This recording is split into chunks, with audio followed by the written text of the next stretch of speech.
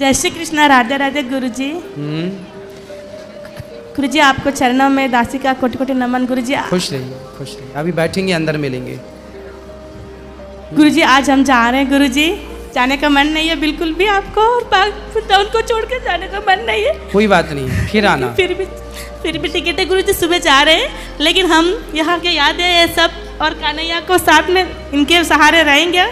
और गुरुजी बस आप हमें ऐसा आशीर्वाद दो हम दोनों को कि मैं नेक्स्ट टाइम आऊँ ना तो मैं बड़ी बड़ी सेवा करूँ, ऐसा मुझे आशीर्वाद दो। भगवान आपको इतना सामर्थ्यवान बनाए कि आप बहुत सारी सेवा समाज की कर पाए। मैं बड़ी नहीं कर पाई आज तक, छोटी छोटी की, लेकिन बड़ी नहीं कर पाई गुरुजी, तो मुझे बहुत मन है करने का, तो बस मुझे वही मैं चाहती हूँ भागवत जी से। गुरुजी एक छोटा प्रश्न है गुरुजी, कि आपके भागवत गीता में आप बोलते हो कि पति कैसा भी हो पति को भगवान मानना चाहिए, तो गुरुजी क्या गुरुजी वो पति भी भगवान जैसा लक्षण उनमें भी होना चाहिए कि नहीं गुरुजी? जो पति मतलब गुटखा खाता है, झूठ बोलता है, जुआ खेलता है, और वो अपनी पत्नी को जैसे वो जुआ खेल के पैसा बहुत उधार करके कर्जा करके पत्नी को रोड के ऊपर 4 पुरुषों के बीच में लाके छोड़ देता है, ऐसे पति के साथ क्या उस पत्नी को रहना चाहिए गुरुजी? पत्नी पतिव्रता है तो पुरुष को भी पत्नी व्रता होना चाहिए, दोनों के लिए बातें हैं। सही बात है गुरुजी। पत्नी पति का सम्मान करती है तो पति को भी पत्नी का आदर करना चाहिए। तो वही तो गुरुजी, जो पति परमेश्वर है तो जो पुरुष का भी तो कर्तव्य होता है ना गुरुजी? पूरा कर्तव्य है उसका। यदि वो आचरणहीन है पुरुष, तो ऐसा पुरुष नरकगामी होता है। लेकिन गुरुजी अब यह है सवाल के जो ऐसा पति हो कि वो उसके वजह से उस पत्नी को समझोगे कुछ गलत काम करना पड़े, तभी भी उस पति के साथ रहना चाहिए कि नहीं रहना चाहिए गुरुजी? ये सवाल है मेरा। पति के साथ रहना ना रहना अलग विषय है, उसे सत्संग से जोड़ के सुधारो गुरुजी। और वो गलत काम कराए तो गलत क्यों करना है, सही करना है। लेकिन गुरुजी समझाने से समझने वाले लोग होते तो फिर गलत क्यों करना है? नहीं करना गलत काम। वो कोई कहे, देखो पति कहे कि तुम गाय को काट दो, तो क्या गाय काट देंगे? नहीं, वो तो नहीं काटते। फिर गलत काम थोड़ी करेंगे, नहीं करेंगे गुरुजी। फिर पति कहे कि भगवान को छोड़ दो, थोड़ी भगवान को छोड़ देंगे। नहीं छोड़ देंगे। ऐसी है, जो पति की आज्ञा मानने योग्य है वो तो मानो, सही गुरुजी। जो मानने योग्य नहीं है वो बिल्कुल नहीं माननी चाहिए। सही बात है। प्रहलाद जी ने अपने पिता की बात नहीं मानी, वो कह रहा था कि मैं ही भगवान हूँ। प्रहलाद जी ने कहा नहीं, भगवान तो भगवान है। सही बात है। भरत जी ने अपनी माता की बात नहीं मानी, कई बोली कि तुम राजा बन जाओ, भरत जी नहीं बने। सही बात है। राजा बलि ने गुरु जी की बात नहीं मानी, गोपियों ने पति की बात नहीं मानी, विभीषण ने भाई की बात नहीं मानी। तो जो बातें मानने योग्य हैं वही तो मानी जाएंगी, जो बातें नहीं मानने योग्य हैं वो नहीं मानी जाएंगी, चाहे बाप हो, माँ हो, कोई हो, पति हो, पति, किसी की बात क्यों मानी? जो मानने योग्य है ही नहीं। सही बात है गुरुजी। वो क्यों मानेंगे? सही बात है।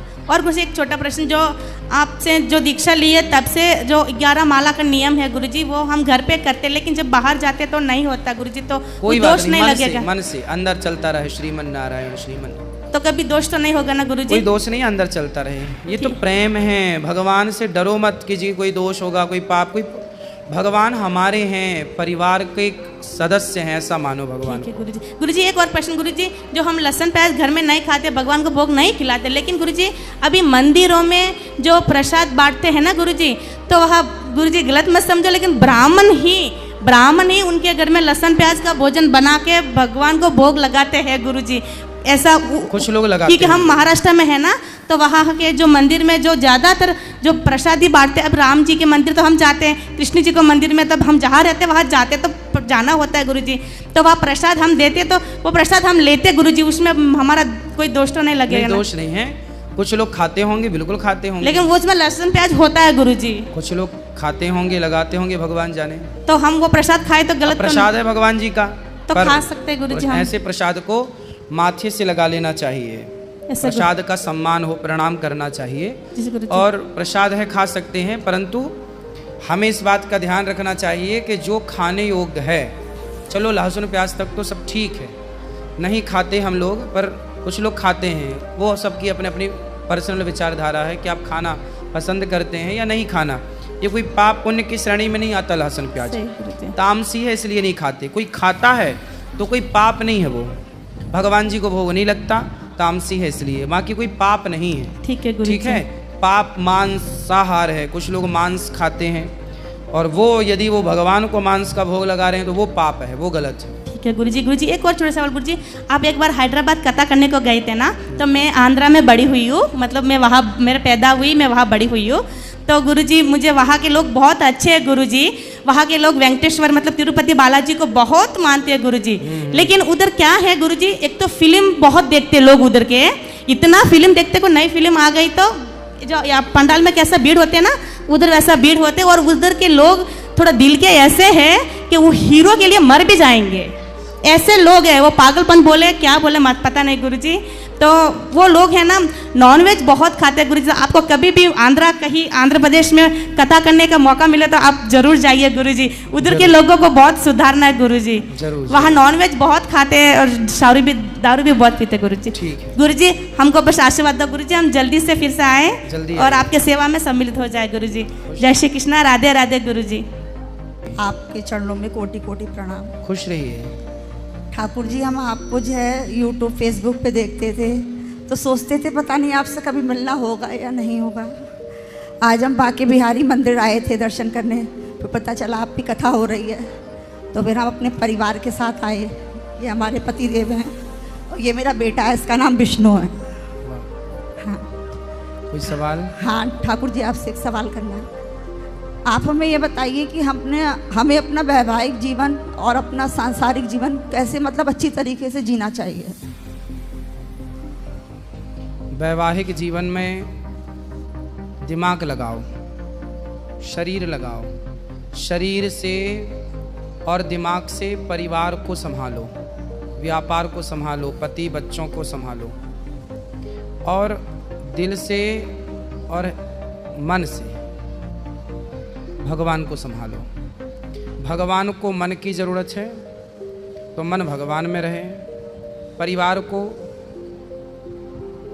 दिमाग की ज़रूरत है, दिमाग से परिवार चलता है, तो दिमाग परिवार में लगाओ, दिल भगवान में लगाओ, तन संसार में लगाओ, मन भगवान में लगाओ। भगवान में तो ठाकुर जी बहुत मन लगता है, पर बहुत से लोग कहते हैं ये ढोंग है, तुम ज़्यादा भगवान में ध्यान मत लगाया करो, कुछ नहीं होता है, सिर्फ दुख मिलता है, सुख नहीं मिलता है जो भगवान में ध्यान लगाता है। लेकिन मैंने शुरू से ही ठाकुर जी जब 4th क्लास में थी तब से ही मैंने भगवान में हमेशा ध्यान लगाया है, और भगवान सुनते भी हैं, पर दुनिया जो है ना मन भटकाती है ठाकुर जी। कथाएं सुना करिए, कथा सुनते हैं ठाकुर जी, मन भी ठीक होगा। और भगवान में मन लगाने वाला, जो लोग कहते हैं कि भगवान में मन लगाओगे तो दुख पाओगे, भगवान में मन लगाने से ना, भगवान आनंद के सागर हैं। भगवान कृष्ण का नाम है आनंद, इसलिए बोलते हैं नंद के आनंद भयो। हाँ, जय करें। संसार के लोगों में दुख है। आप संसार के किसी भी व्यक्ति के पास बैठो, वो व्यक्ति सिर्फ अपना दुख बताएगा और दुख बताएगा, रोएगा। तो जब सामने वाला दुख बताएगा तो आपके अंदर क्या होगा? आप कोरोना बैक्टीरिया वाले के पास बैठोगे तो आपको कोरोना आएगा। किसी की आंख आ गई है और आप उसके पास बैठेंगे ना तो आपकी भी आंखें आ जाएंगी। उसी तरह संसार के लोग दुखी ज़्यादा हैं, तो संसार के लोग जहाँ बैठते हैं दुख बताते हैं, तो उनके साथ बैठोगे तो दुख आएगा। पर भगवान का नाम आनंद है। जब भगवान की कथा, भगवान का नाम कीर्तन से जुड़ते हैं तो हृदय आनंद से भर जाता है। भगवान आनंद देते हैं, सुख नहीं देते। सुख तो संसार में मिलता है क्षणिक, सुख मिलेगा तो दुख भी मिलेगा, पर भगवान का नाम है आनंद। इसलिए भगवान की शरण में जो रहता है आनंदित रहता है। सांसारिक वो लोग समझते नहीं है, वो अज्ञानी है जो ये कहते हैं कि भगवान की भक्ति में दुख मिलता है।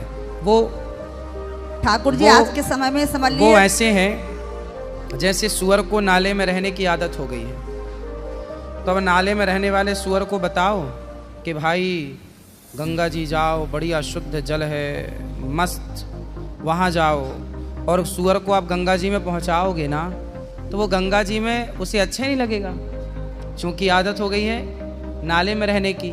ऐसे संसार के लोगों से ज़्यादा बातें ना किया करो। संसार के लोग दुखी हैं, इसलिए उन्हें डर लगता है कि भगवान के पास जाएंगे कहीं हमें, क्योंकि कुछ लोगों को नहीं। और फिर ठाकुर जी एक बात ये भी है कि इंसान हमसे मना करता है कि तुम भगवान के पद पे मत जाओ, और फिर पीछे से वो खुद चल देता है। नहीं तो उससे पूछो ना कि भाई भगवान के पथ पर ना चलें तो पूछो कि कहाँ जाएं, किसके पथ पर चलें। पूछो उनसे कि भाई भगवान के पथ पर ना चलें तो भूत पिशाच के पथ पर चलें, डाकनी पिशाचनी के पथ पर चलें, किसके पथ पर चलें, उनसे पूछो ना पलट के। लेकिन ठाकुर जी मैं किसी की बात नहीं मानती हूँ, मैं अपने मन की मानती नहीं हो तो पूछो भी मत, सबसे सलाह लेना भी नहीं चाहिए। नहीं लेती हूँ ठाकुर जी, मैं किसी की भी बात नहीं मानती हूँ। मानते नहीं हैं पर बात तो करते ही है ना। बात करते हैं, इधर लोग करते हैं बात। ये सब बातें भी नहीं करनी चाहिए, क्योंकि 17 लोगों की सलाह लोगे तो मंथरा ने भी तो कैकेयी को सलाह ही दी थी और कैकेयी ने उसकी सलाह मान ली।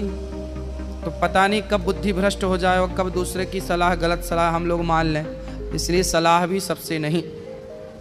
ठाकुर जी एक बात और पूछनी थी, ये बहुत जल्दी मायूस हो जाते हैं, इन्हें भी कुछ बताइए आप। मेरा वैसे भगवान के चरणों में मेरा शुरू से ही मन था गुरु जी, शुरू से ही, मतलब मैं 15 साल की उम्र से ही मतलब सेवा ही सेवा कर रहा हूँ। ठीक है, और मेरी बहुत ही लगन है पूजा पाठ में। इनको तेज करो थोड़ा सा बेटा, इनको तेज करो पीछे वालों को। बस आपका आशीर्वाद चाहिए गुरु जी मुझे, और ठीक है, आशीर्वाद है। कथाएं सुना करो, मनोबल बढ़ेगा। कथाएं सुनता हूँ। ठीक है, ठीक है। गुरुजी राधे राधे। गुरुजी गायत्री मंत्र वेद मंत्र है तो हम स्कूल में पढ़ते हैं तो उसका कोई पाप तो नहीं है? वेद मंत्र को, गायत्री मंत्र को विशेष रूप से उच्चारण नहीं किया जाता, वो अंदर का विषय है। लेकिन हम जब स्कूल में पढ़ते हैं तो मतलब बोलना ही पड़ता है। हाँ, स्कूल वालों को पता नहीं होता ना, अब स्कूल खोले बैठे इतना बड़ा ये सब पढ़ा रहे हैं, लेकिन उनको इतना भी समझ नहीं है कि क्या बोलना है, मुख के बाहर क्या होना चाहिए, मुख के अंदर क्या होना चाहिए। अब पता ना होने से सब चल रहा है मनमाना, आजकल सब मनमाना चल रहा है। गुरुजी सिखा किसे किसे रखानी चाहिए? सिखा, हाँ। सिखा सारे बच्चों की होनी चाहिए। मतलब मैंने सुना है कि ब्राह्मण को ही रखा, मतलब ना सबको रखना चाहिए।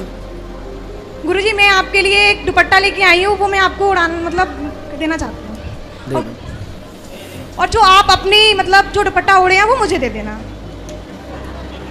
अभी बहन ने कहा कि हमारा दुपट्टा, क्यों दे दें इनको आपका दुपट्टा? नहीं, जो आप पहले पहन के आए थे। पर वो भी किसी का है, वो भी यहीं बैठी है मैया, वो भी बोली हमारा दुपट्टा आप ही ओढ़ना, किसी को मत देना। एक दुपट्टा आप लाओ, आपका वाला ओढ़ के आपको ही देते हैं, लाओ।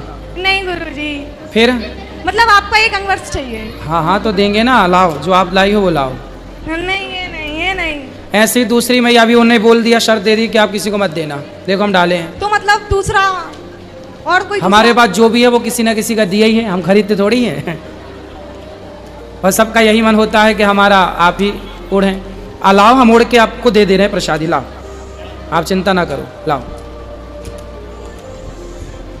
यहीं से लाओ, यहीं से लाओ बेटा, यहीं से ले आओ, यहीं से लाओ। महाराज जी राधे राधे जी, मैं लखनऊ से आई हूँ और मेरा प्रश्न ये है कि अगर कोई एकादशी ये ओढ़ा, ये ओढ़ा लो, सुनो यहाँ बेटा, ये ओढ़ लिया, अभी आप ले,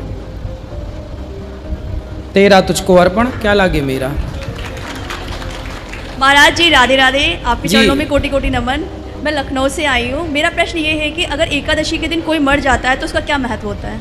महत्व? हाँ भाई एकादशी के दिन मर गया है मतलब उसकी सदगति निश्चित है। लिखित में दे सकते हैं कि एकादशी के दिन मरने वाला कितना भी बड़ा पापी हो, वह निश्चित ही उसकी सदगति होती है।